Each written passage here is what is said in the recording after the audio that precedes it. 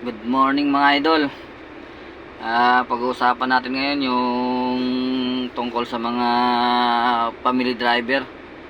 Kasi bawat ano ko sa news feeds ko, ayun yung nakikita ko lagi. So bali meron lang akong ititip para sa kanila.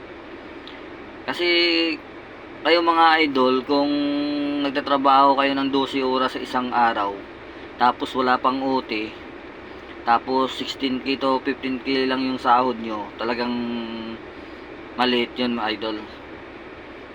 So bali ang tip ko lang sa inyo, bakit din yung subukan na pumasok ng company driver, halimbawa delivery driver, truck driver, basta company driver na pwede sa inyo.